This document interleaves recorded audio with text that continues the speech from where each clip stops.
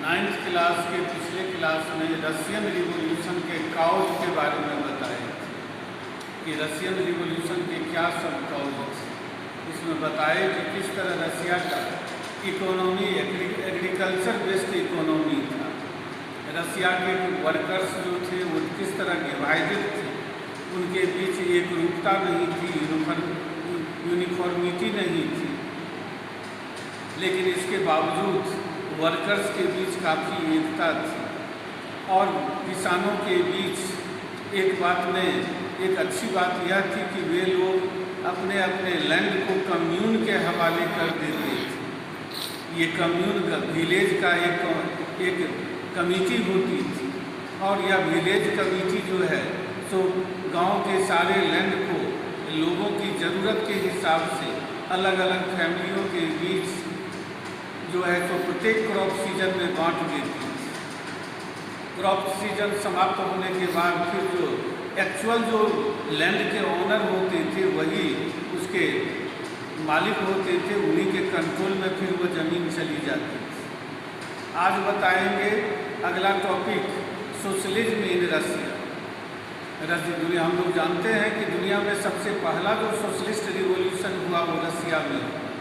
Russia में जो 1917 के अक्टूबर महीने में जो रिवॉल्यूशन हुआ, जिसको अक्टूबर रिवॉल्यूशन या सोशलिस्ट रिवॉल्यूशन के नाम से जानते हैं, तो यही सोशलिज्म के बारे में आज पढ़ेंगे कि रशिया में किस तरह जो पॉपुलर होना शुरू हुआ। 1914 तक रशिया में सभी तरह के पॉलिटिकल एक्टिविटीज़ पर बैन लगा हुआ था। कोई भी पॉलिटिकल एसोसिएशन, पार्टीज ये सब नहीं बनाए जा सकते थे। कोई भी पॉलिटिकल एक्टिविटीज़ में कोई पार्टिसिपेट नहीं कर सकते थे। लेकिन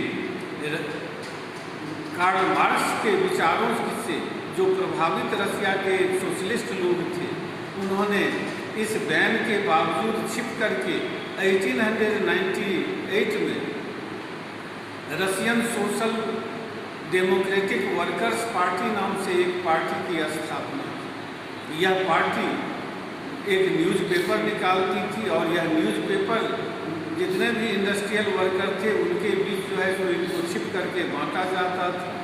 इस न्यूज़पेपर में जो है तो सोशलिज्म के आइडियोलॉजी पर आर्टिकल सब जो है तो लिखे जाते थे। वे आर्टिकल सब जो है तो मजदूर लोग पढ़ते थे, और इस तरह सोशलिज्म, कार्ल मार्क्स के सोशलिज्म के बारे में उनको जानकारी मिली।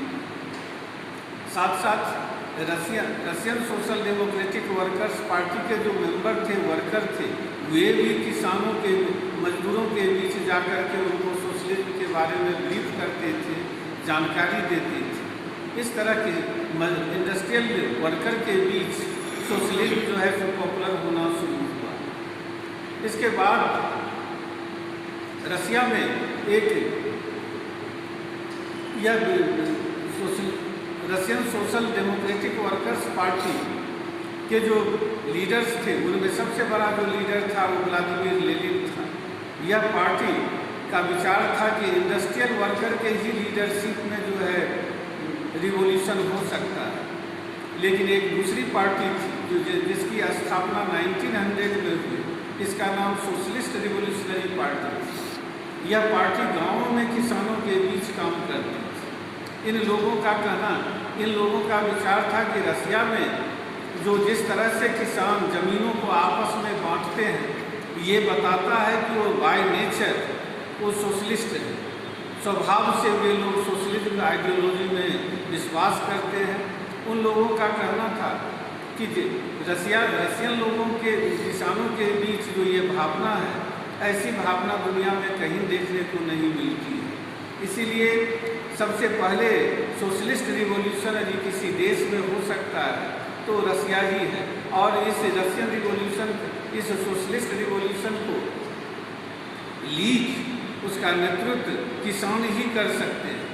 लेकिन Russian social democratic workers party का विचार था कि इंडस्ट्रियल लेबर के लीडरशिप में जो है तो रिवॉल्यूशन हो सकता है। व्लादिमीर लेनिन का भी कहना था कि रशिया में किसान जो है तो डिवाइडेड है, सभी की स्थिति एक जैसी नहीं है। कुछ जो है सो लैंडलेस हैं, कुछ बहुत ज़्यादा रिच हैं, जिनके पास बहुत ज़्यादा ज़मीन है, वह वर्कर को रखते हैं, एग्रीकल्चरल वर्कर से खेती बाड़ी करवाते हैं। कुछ रेंट पर जो है सो लैंड लेते हैं, उस पर खेती करते हैं। कि कुछ किसान ऐसे हैं जिनके पास ज़मीन तो है लेकिन सफिशिएंट लैंड नहीं है, जिससे वे अपने घर की ज़रूरत को खेती बाड़ी करके कल्टीवेशन के माध्यम से पूरा नहीं कर पाते हैं। तो ऐसे डिवाइडेड जो किसान हैं, ये किसान जो है सो रिवॉल्यूशन इनके लीडरशिप में नहीं हो सकती। तो ये रशियन सोशलिस्ट रिवॉल्यूशनरी पार्टी और Russian social democratic workers party के बीच ये आइडियोलॉजिकल डिफरेंस था, ये विचारों में मतभेद था। इन्हीं विचारों के मतभेद के बीच जो है तो 1905 का समय आता है, जिसको टर्बुलेंट टाइम माना जाता है, उथल पुथल का समय होता है। 1905 में रसिया में जो है तो एक रिवॉल्यूशन हुआ, जिसको रशियन रिवॉल्यूशन ऑफ 1905 के नाम से जाना जाता है। वैसे भी रसिया एक ऑटोक्रेटिक मोनार्की था 1914 तक, यानी निरंकुश राजतंत्र यहाँ थी।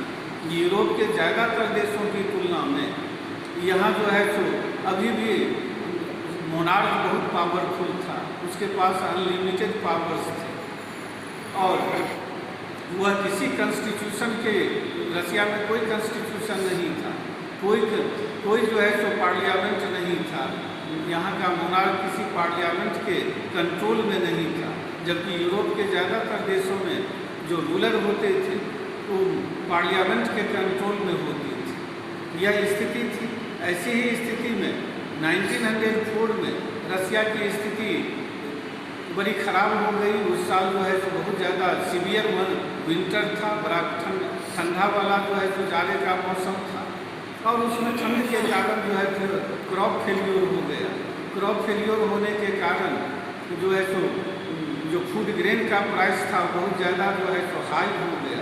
पुअर लोगों को जो है तो बहुत ज़्यादा जो परेशानी उठानी पड़ रही थी।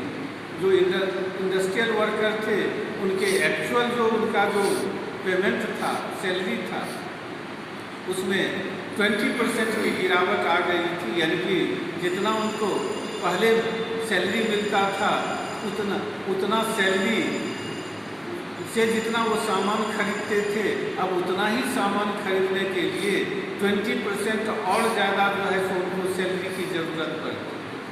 तो इस तरह उनके सैलरी का वैल्यू में भी 20% की गिरावट आ गई। इसके कारण उनके बीच बहुत ज़्यादा बेचैनी थी और वर्कर के बीच इस बेचैनी के कारण ट्रेड यूनियन सब जो थे उसके मेंबरशिप में बड़ी तेज़ी से वृद्धि होने लगी। वर्कर भी ट्रेड यूनियन के मेंबर बनने लगे बड़ी संख्या में। और ऐसे ही समय में जो रशियन वर्कर्स थे उन्होंने association of assembly of Russian workers नाम से पूरे देश में नेशनल लेवल पर जो है मजदूरों का एक यूनियन बनाया, असेंबली ऑफ रशियन वर्कर्स के नाम से। इसी असेंबली ऑफ रशियन वर्कर्स के जो 4 लीडर थे वो प्लूटिनोव आयरन वर्क्स नाम के एक आयरन कंपनी में काम करती थी, उनको जो है तो नौकरी से हटा दिया गया। इसके रिएक्शन में जितने भी फैक्ट्री सब थे उनके वर्कर सब स्ट्राइक करना शुरू किए और 2-3 दिन के भीतर ही 1,10,000 वर्कर्स जो है तो स्ट्राइक पर चले थे। और ये लोग डिमांड किए कि उनके जो वर्किंग आवर है उसको रिड्यूस किया जाए, फिक्स किया जाए 8 आवर्स तक। उनका सैलरी जो है तो इंक्रीज किया जाए और साथ साथ जो वर्किंग कंडीशन है जहाँ कोई काम करते हैं वहाँ की कंडीशन को इम्प्रूव किया जाए। ये 3 उनका मेन डिमांड्स था। इस बात को लेकर के वे लोग स्ट्राइक कर रहे थे। ऐसे ही स्ट्राइकिंग वर्कर्स का एक ग्रुप को लीड करते हुए फादर गैपन नाम का एक प्रिस्ट जो था, पादरी जो था, वह जार से मिलने के लिए पहुंचा। लेकिन वहाँ जो उसके जार के यानी रशियन मोनार्क को जार कहा जाता था, जार के सिक्योरिटी के लिए जो पुलिस और कॉकेक्स नाम के जो घुड़सवार सैनिक थे उनको जार ने ऑर्डर किया फायरिंग करने का, और इस फायरिंग में जो है सो 100 जो है सो इंडस्ट्रियल वर्कर मारे गए और सैकड़ों घायल हो गए। यह दिन रविवार का दिन था, इसलिए इस दिन को जो है सो ब्लडी संडे के नाम से जाना जाता है।